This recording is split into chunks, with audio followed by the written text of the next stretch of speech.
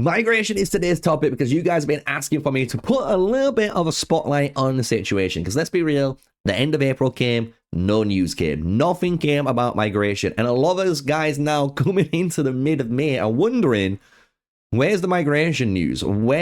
How is it going to work? How are people going to be able to migrate in there? Because at the end of the day, let's just be real.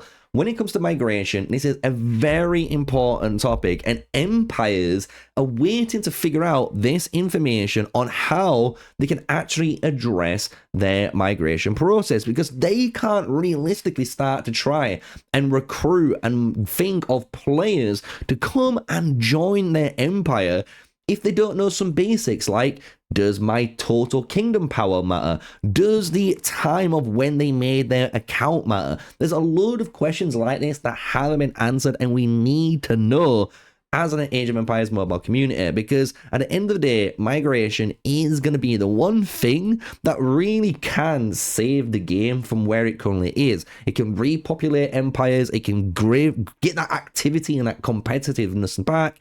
You can obviously rebuild and create brand new communities out there and just make something of yourselves, which I think is just a big W in these games, and Age of Empires Mobile is missing it, right? So smash that comment and subscribe, and that's going to be today's video topic, right? That's what we're going to be breaking down. And if you guys want to, migrate into Empire 64 here with me and just join us and have a bit of fun with us, you can do that.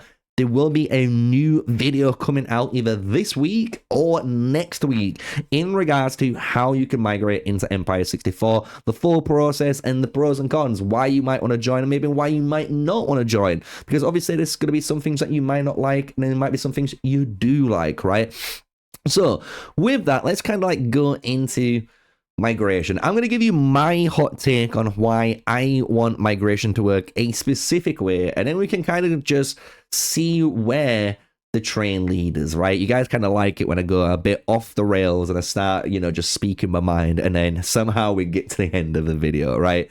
But the way I would like migration to work is pretty easy, I'm going to be honest, right? So the first thing is I want migration to be controlled by mainly the king and potentially maybe a official or two officials that the king can select. Because let's be real, if we go into your imperial city where your king officials are, we've got the main king who can accept or decline, in my opinion, anyone who wants to migrate into your kingdom. Because if you have someone that is in control of that, you avoid a massive amount of issues. You don't allow people to just migrate in willing and nilly, meaning, your empire doesn't just get flooded with random power that you didn't expect, and maybe it's just power that's dead weight to stop you from getting actual fighters into your empire. Also, maybe it stops rogues from coming into your empire, right? There is so many other things that just benefit from controlling who gets to come in and who gets to basically leave, right? Who's not even leaving, but who's coming in, right? So this is one thing, right? I do think the king, and maybe like you could put the tactical master, or even, which would be comical if they did this, the border chief. If both of those two officials, especially the border chief, was able to accept or decline people from entering your empire, that'd be the first step. I think that'd be the first thing that they need to do in the game, because having some control on migration, especially for an empire, is super important, because by doing that, as you guys can imagine, you can build your own community, you can build your own empire, you can be a competitive empire, maybe you're more of a casual empire, you can do a bunch of different things, right? But that is in the control of whoever is king and whoever is technically running that empire server, right? So for us, it's the Sun Squad and the Moon Squad, right?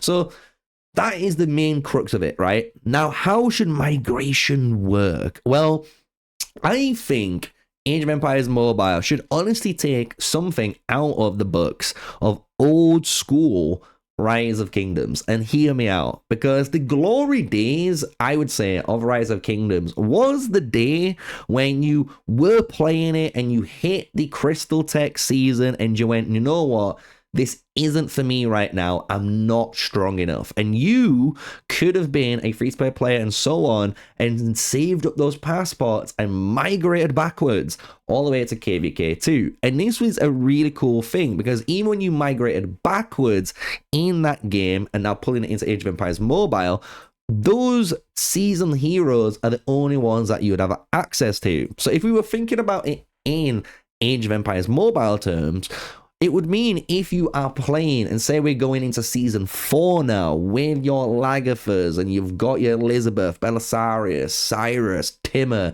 all these heroes are coming out. Maybe you enter that and you've got those heroes and you think, do you know what?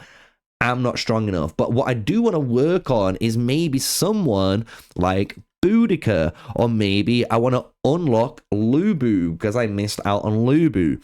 Well, I think being able to migrate back into an empire that's entering Season 2 could be a really cool feature because it allows players to do that and obviously have fun in the season that they clearly had the most fun in. Yet they're not going to have anything special in terms of new gameplay or all like that, but it does give the players that expression of just being able to play where they want to play and work on heroes they want to work on. Also, by going backwards, what I think they should do is what Rise of Kingdoms does. When you move backwards, any of your Season 3, your Season 4, Season 5, Season 6, you name it, any of these heroes should be locked. So meaning my Mansa Musa and my Mehmed can't be used in Season 2 because that would just be a clear unfair advantage. But that would be perfectly fine because again, once I've completed that season, I enter Season 3. Well, I've just got access back to those heroes that I've just got, and you know, I can carry on working on this 3-star Mehmed and try and get him 5-star, and that's all by being able to migrate backwards in like a Rise of Kingdoms style of migration. But again, by able to do that, it's all down to the king. The king is going to allow you to migrate in or not, right? And then at the end of all of that, we have one final thing to discuss, which is the kingdom power. And I think there needs to be some sort of power, you know, bracket system. I think anyone will agree if you want to bring KVKs and Empire versus Empire events where, you know, you can have 2, 3, 4, 5, 6, 7, 8 empires all teleporting in a brand new map and fighting for control to see which empire team wins. For stuff like that to happen, migration obviously needs to be able to work in a way that players can migrate where they want to migrate. But kingdoms, empires, they need to have a power bracket, right? They need some sort of ranking system in there where you've got like a tier A, a tier B, a tier C, a tier D. So then again, when it comes into matchmaking, you can get different tier D, tier D servers or tier A servers and match them correctly against each other and make it a fair matchmaking experience, right? So migration, as you can see, in my eyes, should be done in a very old school format compared to a lot of ways that are done newer. And obviously, I'm not saying it's the best way at all, but I think it's one of the better ways that I've ever seen done. And when they changed it and stopped that from happening, I thought, honestly, a lot of players was disappointed and was kind of disheartened about it.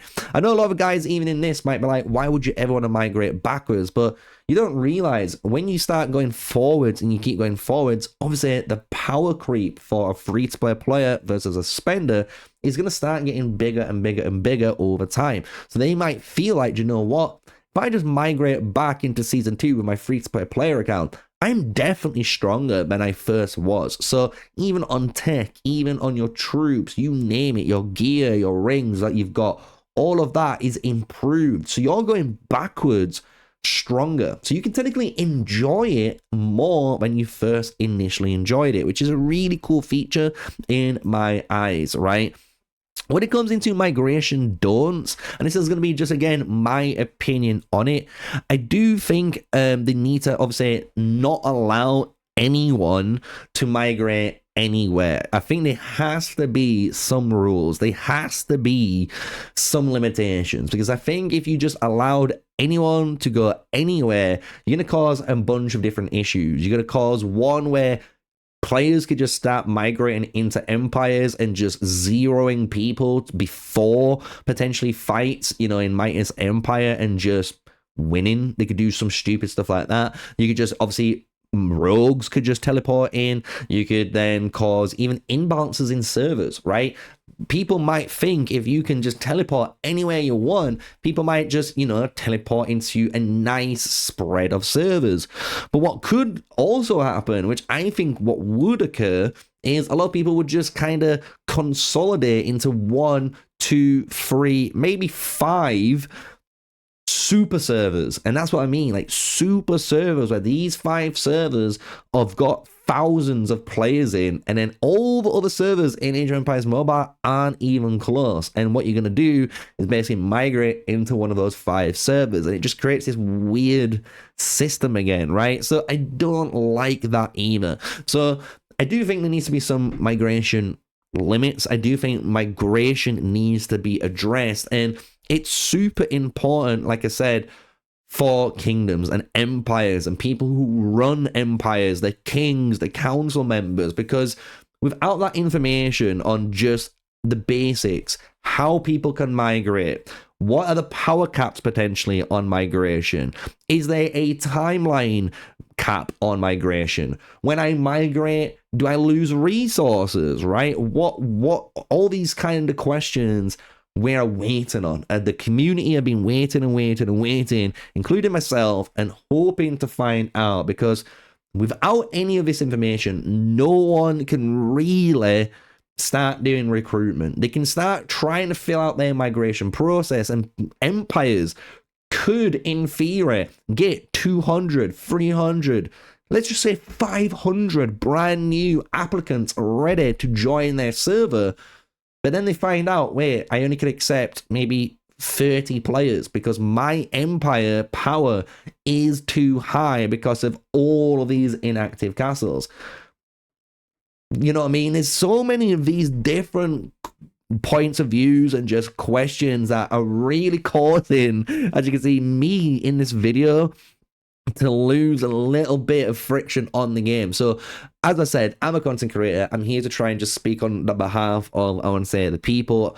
If you agree with my statement, I'd love to hear your thoughts down below. Even if you disagree, I'd love to hear your thoughts down below. But at the end of the day, I think we can all say 100% we can't migrate until we figure out what migration is. How is this migration process going to work? And with that, empires and communities can then start to form and start to create the structure needed, so when migration arrives and you can buy those passports or whatever migration permits you need, people can migrate and go straight away to their new home and start their new journey in Age of Empires Mobile. Because that's the end of the day what people want. People want a new journey. They want a fresh start.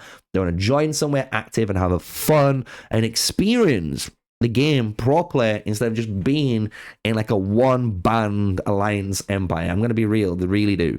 So with that, that's today's video. Hopefully you guys have enjoyed it. It's not too long for you guys, but that is migration. I did try to record this a few different times in a few different ways, but I thought, you know what, this is arguably the best way of doing it now, right? So hopefully you've enjoyed it. Smash like, comment, and subscribe, and just be prepared.